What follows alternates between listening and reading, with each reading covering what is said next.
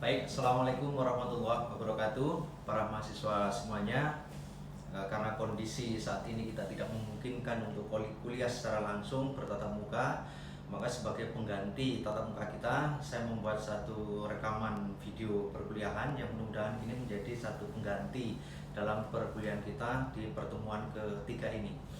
Sebelumnya saya akan mengulangi atau mereview pertemuan kita di hari kemarin.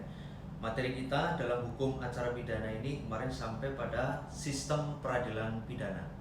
Di dalam sistem peradilan pidana kemarin saya menjelaskan peradilan pidana itu merupakan sebuah sistem.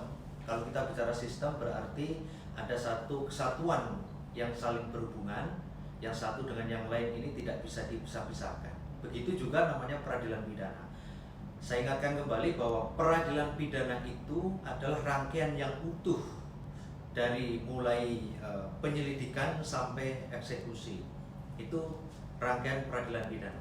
Tapi kalau rangkaian persidangan pidana hanya di dalam satu bagian saja di sini.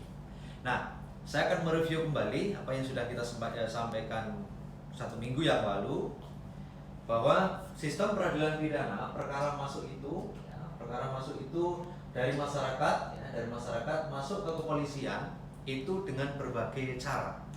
Salah satunya adalah ada pengaduan atau aduan, ada laporan, lalu ada mungkin penyerahan diri, atau juga ketika tertangkap tangan. Nah, cara-cara inilah perkara itu bisa masuk ke subsistem pertama, namanya peradilan pidana. Diterima oleh siapa? Diterima oleh polisi, dan polisi ini dia akan melakukan tindakan yang namanya penyelidikan, yang nanti dilanjutkan dengan penyidikan. Dalam rangkaian penyidikan itu seorang tersangka itu harus ditangkap dulu, lalu nanti ada penahanan, ada penggeledahan, ada penyitaan. Nah, apakah semua perkara yang sudah ditangani polisi itu sudah pasti bisa dilimpahkan ke penuntut umum? Ini akan dilihat dulu.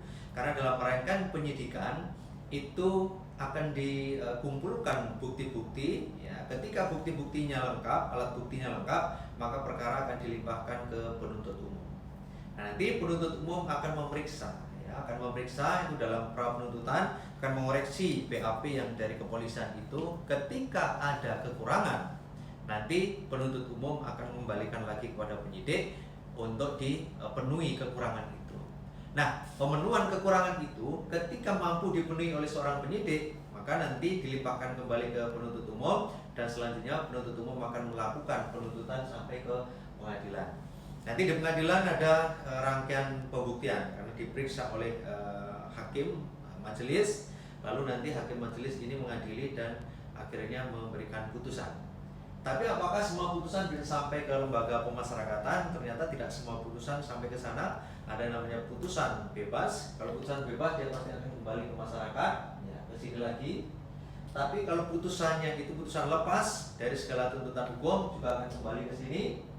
Tapi kalau putusannya adalah putusan pemidanaan, dia akan masuk ke lembaga pemasyarakatan, dan di lembaga pemasyarakatan menjalani yang namanya pembinaan. Nah, selama menjalani pembinaan ini, seorang terpidana dia mengikuti program-program pembinaan yang dilakukan oleh lembaga pemasyarakatan dalam waktu tertentu sesuai dengan putusan hakim yang sudah diterima. Kalau nanti putusan hakim sudah dijalankan dan pembinaan sudah dijalankan pada waktunya, sudah selesai menjalankan pembinaan, maka seorang narapidana ini nanti akan kembali atau bebas ke masyarakat. Tapi kalau di masyarakat dia melakukan tindak pidana lagi, dia akan masuk lagi ke sistem peradilan pidana, ditangani seperti biasa oleh kepolisian, dan disitulah kita sebut sebagai perkara residif. Ya, residif itu pengulangan. Kemarin sudah saya sampaikan bedanya antara residif dengan summon law. Residif itu mengulangi tindak pidana, ya, tindak pidana yang satu dengan tindak pidana yang lain sudah diselahi satu putusan. Tapi kalau summon law itu berbarengan, satu perbuatan pidana dengan perbuatan yang lain belum diselahi dengan putusan. Nah, untuk berikutnya, ya, kita akan masuk pada ilmu-ilmu bantu dalam hukum acara pidana. Hukum acara pidana itu dalam memproses ya, dalam memproses satu tersangka atau terdakwa, dia tidak bisa berdiri sendiri. Dia harus melibatkan ilmu-ilmu bantu yang ada di dalam ilmu pengetahuan. Salah satunya adalah ada yang namanya ilmu bantu logika. Ya. Ilmu bantu logika ini untuk apa? Seorang penegak hukum itu harus mampu berpikir secara logik.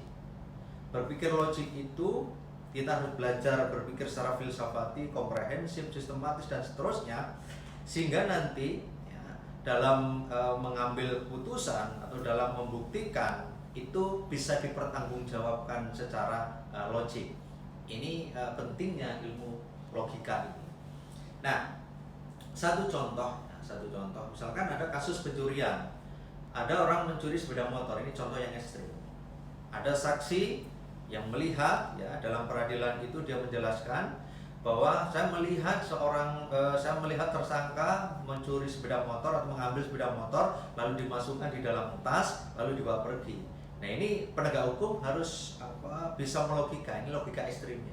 Ya, harus bisa melogika, mana mungkin sebuah sepeda motor dicuri lalu dimasukkan di dalam tas. Ini harus menggunakan cara berpikir secara logik. Ini contoh-contoh sederhana. Contoh yang lain berpikir premis mayor, premis minor, lalu konklusi. Misalkan ada premis mayornya, ya, setiap laki-laki suka bermain bola. Ya, ini premis mayornya. Lalu premis minornya, si Agus adalah seorang laki-laki. Konklusinya adalah si Agus suka bermain bola. Dan begitu seterusnya. Ini ilmu logika akan berbicara seperti itu. Yang kedua, ilmu psikologi. Ilmu psikologi ini penting dalam proses pembuktian, ya. Bukan hanya pembuktian, dalam proses sistem peradilan pidana. Saya ambil contoh seorang penyidik pada saat memeriksa saksi atau memeriksa tersangka atau terdakwa, dia harus memperhatikan ilmu psikologi ini.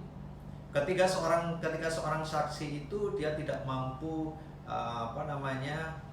memberikan keterangan dengan baik karena ada gangguan secara psikologis, mestinya seorang penyidik juga tidak melanjutkan pemeriksaannya. Karena apa? Kalau orang dalam kondisi tekanan psikologis, dia harus melanjutkan atau dia tetap melanjutkan pemeriksaannya, maka akan didapatkan satu hasil pemeriksaan yang tidak sesuai dengan yang diharapkan. Kalaupun ada kebenaran, kebenarannya bukan kebenaran material. Ini psikologi. Ya. Dan ini kalau dihubungkan dengan ilmu yang lain, misalkan psikologi berkaitan dengan ilmu komunikasi, maka di perkembangan ilmu pengetahuan muncul juga ilmu-ilmu tentang deteksi kebohongan. Nah, deteksi kebohongan itu muncul seperti linguistik forensik, ini dari sisi bahasa. Ada psikologi forensik, ya, komunikasi forensik dan seterusnya.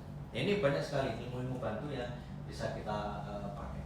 Berikutnya ada kriminalistik. Kriminalistik ini penting bagi seorang penyidik, ya, bagi seorang penyidik. Kenapa? Karena seorang penyidik pada saat dia membuktikan kesalahan tersangka atau terdakwa, dia membutuhkan bantuan-bantuan ilmu yang lain seperti ilmu tentang sidik jari. Ya, ilmu sidik jari ini penting. Karena apa? Setiap manusia itu punya satu karakter unik dari sidik jari. Lalu ada jejak kaki. Misalkan ada orang melarikan diri, ini juga bisa dilacak melalui jejak kaki. Lalu ada ilmu-ilmu toksikologi. Nah, toksikologi itu ilmu racun.